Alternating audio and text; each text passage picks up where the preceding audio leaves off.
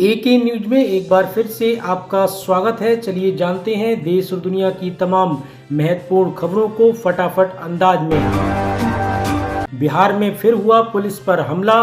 मुंगेर में विवाद सुलझाने गए एएसआई पर धारदार हथियार से कई बार एएसआई की हालत गंभीर। होली पर देश के कई शहरों में दो गुटों में झड़प। झारखंड के गिरिडीह में पत्थरबाजी और आगजनी। पंजाब के लुधियाना और महाराष्ट्र के बुल्डाना में भी हुई हिंसा। चुनावी राज बिहार में आज खेली जाएगी होली। तेजस्वी यादव बोले, सरकार की विदाई के बाद आएंगे खुशहाली के रंग। बीजेपी नेता नीरज बबलू बोले, एनडीए की जीत के बाद नवंबर में फिर मनेगी होली। औरंगजेब को लेकर महाराष्ट्र में जारी सियासी तकरार। अब उद्धव गुट के प्रवक्ता संजय राउत बोले, बीजेपी का शासन औरंगजेब के समय से भी बदतर। अजीत गुट ने कहा, जनता ने किया है संजय राउत का सपना चकनाचूर। एआईएमआईएम अध्यक्ष असदुद्दीन ओवैसी का बीजेपी पर आक्रमण। कहा, सावरकर ने सामाजिक को लेकर जो कहा था, क्या वो बीजेपी को मंजूर है? वफ विल को बताया मुसलमानों की पहचान मिटाने की कोशिश। पाकिस्तान में ट्रेन हाईजैक को लेकर बीएलए ने सेना के दावे को किया खारिज। कहा, अल्टीमेटम खत्म होने के बाद मार दिए गए 214 बंधक। देश में शुक्रवार को रंगों का त्योहार होली पूरे उत्साह और उमंग के साथ मनाया गया। कड़ी सुरक्षा के बीच रमजान के दूसरे जुमे के साथ रंगों का त्योहार शांतिपूर्वक संपन्न हुआ।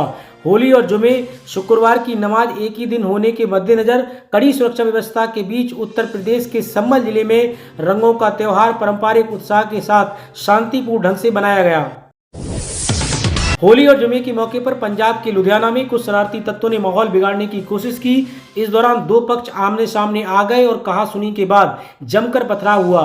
सूचना मिलने पर पुलिस मौके पर पहुंची और उसने हालात को संभाला। पुलिस ने मामले में एफआईआर दर्ज कर कुछ लोगों को गिरफ्तार किया है। माहौल बिगाड़ने वालों की पहचान के लिए पुलिस आसपास लगे सीसीटीवी कैमरे के फुटेज खंगाल रही है। बिहार के युवा नेता और केंद्रीय मंत्री चिराग पासवान ने कहा कि होली एक ऐसा त्योहार है जहां पर आप हर मतभेद भूलकर खुशियों के साथ एक दूसरे से गले मिलते हैं। आज मैं चाहता हूं कि हम तमाम मतभेदों को भूलकर खुशियों से सभी लोगों को रंग लाएं और सभी इसके साथ गले लगें। हिमाचल प्रदेश के बिलासपुर में कांग्रेस नेता के घर दिन दहाड़े फायरिंग की गई। कांग्रेस के पूर्व विधायक बंबर ठाकुर के आवास पर शुक्रवार 14 मार्च को गोलीबारी की गई। गोलीबारी में बंबर ठाकुर घायल हुए हैं। एक सुरक्षाकर्मी भी घायल हुआ है। फिलहाल दोनों अस्पताल में एडमिट करा दिया गया है। पुलिस ने बताया है कि अज्ञात हमलावरों ने करीब 12 राउंड फायरिंग की। अमेरिका के राष्ट्रपति डोनाल्ड ट्रंप और रूस के राष्ट्रपति व्लादिमीर पुतिन के बीच यूक्रेन युद्ध समाप्त करने की कोशिशों को लेकर सकारात्मक वार्ता हुई है। ट्रंप ने कहा कि इन चर्चाओं के आधार पर इस भयंकर युद्ध के समाप्त होने की बहुत संभावना है। पुतिन ने भी ट्रंप को एक मैसेज में युद्ध विराम प्रस्ताव पर दोनों देशों के बीच सहयोग की संभावना जताई है। सोलर सिटी बनेंगे यूपी के सभी नगर निगम। गोरखपुर में सीएम योगी आदित्यनाथ ने होली पर दी बड़ी सौगात। उत्तर प्रदेश के मुख्यमंत्री योगी आदित्यनाथ ने प्रदेश के सभी नगर निगमों को होली की सौगात दी है। राष्ट्रीय स्वच्छ वायु कार्यक्रम पर आयोजित नेशनल कॉन्फ्रेंस में उन्होंने कहा कि अयोध्या की तर्ज पर सूबे के सभी नगर निगम क्षेत्रों को सोलर स्मार्ट सिटी बनाया जाएगा। संभल जामा मस्जिद की रंगाई पुताई। एएसआई की टीम पेंटर लेकर पहुंची। संभल की शाही जामा मस्जिद में आज से रंगाई पुताई का काम शुरू हो गया है। एएसआई की टीम मजदूर लेकर मस्जिद पहुंची है। फिलहाल अफसरों ने मस्जिद की नपाई शुरू कर दी है। इसके बाद रंगाई पुताई का काम शुरू हो गया है। यूपी में खुले रहेंगे कोषागार और सरकारी लेन देन करने वाले बैंक। जिला अधिकारियों को व्यवस्था करने का दिया निर्देश। उत्तर प्रदेश में ईद पर भी कोषागार और सरकारी लेन देन वाले बैंक खुले रहेंगे। इस बाबत शासन की तरफ से आदेश जारी किया गया है। हर साल 30 और 31 मार्च को भारी लेन देन होता है। सरकारी कार्यालयों और बैंकों को इस वजह से देर रात तक खोला जाता है। इस बार ईद भी 30 या 31 मार्च की पड़ने की संभावना है। ऐसे में ईद पर कोषागार और बैंक खुले रहेंगे।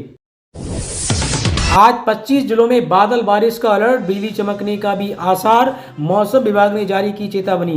पश्चिमी विक्षोभ के असर से उत्तर प्रदेश के मौसम एकदम बदल गया है और आज प्रदेश में 25 जिलों में बादल छाने के साथ साथ हल्की बूंदाबांदी की भी संभावना जताई गई है। इस दौरान तेज हवा चलने के साथ साथ गरज चमक के साथ बिजली गिरने का भी अनुमान है। अररिया के बाद मुंगेर में जमादार पर धारदार हथियार से हमला। अस्पताल में मौत, परिवार में कोहराम।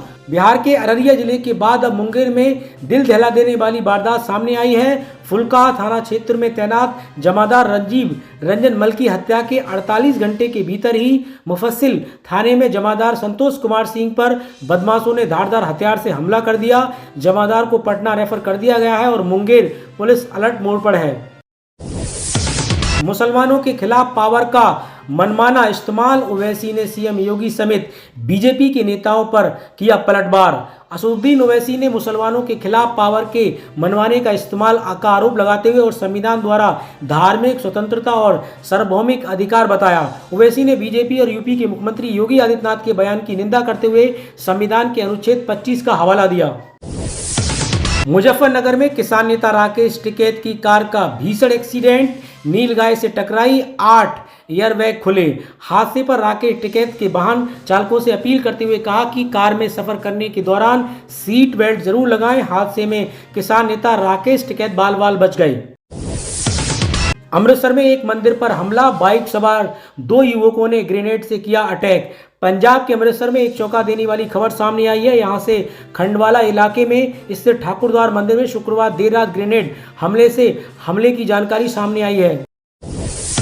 आईआईटी पटना में होली के दिन सीबीआई का फिर छापा, 4 घंटे तक चली रेड, पीएमओ में दर्ज कराई गई थी घपले की शिकायत। बिहार की राजधानी पटना स्थित आईआईटी में सीबीआई की टीम ने छापेमारी की। होली के दिन छापेमारी में हड़कंप मच गया। शुक्रवार को मिली जानकारी के मुताबिक आईआईटी संस्थान में सीबीआई की टीम ने लगभग 4 घंटे तक छापेमारी की। बताया जा रहा है कि दिल्ली से आई सीबीआई की टीम ने अपने साथ कई महत्वपूर्ण फाइलें और दस्तावेज ले गई है। मुझे धमकियां मिली हैं, कहा भारत वापस नहीं आना। चैंपियन ट्रॉफी के हीरो वरुण चक्रवर्ती ने किया चौंकाने वाला खुलासा। भारतीय टीम को चैंपियन ट्रॉफी 2025 खिताब दिलाने में अहम भूमिका निभाने वाले वरुण चक्रवर्ती ने एक चौंकाने वाला खुलासा किया है। चक्रवर्ती ने वो समय याद किया जब उन्हें धमकियां मिली थी और कहा था कि भारत वापस नहीं आना। वरुण चक्रवर्ती ने दमदार वापसी की और भारत के लिए चैंपियन ट्रॉफी में 2025 में सबसे ज्यादा विकेट चटकाए। अब सरकारी टेंडर्स में मुस्लिम ठेकेदारों को मिलेगा 4% आरक्षण, सीधा रमैया मंत्रिमंडल ने दी मंजूरी। कर्नाटक मंत्रिमंडल ने निविदाओं में मुस्लिम ठेकेदारों को 4% आरक्षण प्रदान करने के उद्देश्य से कर्नाटक सार्वजनिक खरीद में पारदर्शिता के अधिनियम में संशोधन करने के लिए अपनी मंजूरी दे दी है। आधिकारिक सूत्रों ने ये जानकारी दी है। मंत्रिमंडल ने कर्नाटक ग्राम स्वराज और पंचायत राज संशोधन विधेयक को मंजूरी दे दी है। करीब 90 लाख ग्रामीण संपत्तियों को शामिल किए जाने की उम्मीद है। सीरिया का आईएसआईएस चीफ अबू खदीजा ढेर ईरानी सेना के ऑपरेशन में मारा गया। पीएम खुदानी बोले ये दुनिया का सबसे खतरनाक आतंकवादी था। तो दोस्तों आज की खबरों में इतना ही। मिलते हैं एक और नए अपडेट के साथ। इसी तरीके की देश और दुनिया की महत्वपूर्ण खबरों के लिए आप एक ही न्यूज के साथ जुड़े रहिए।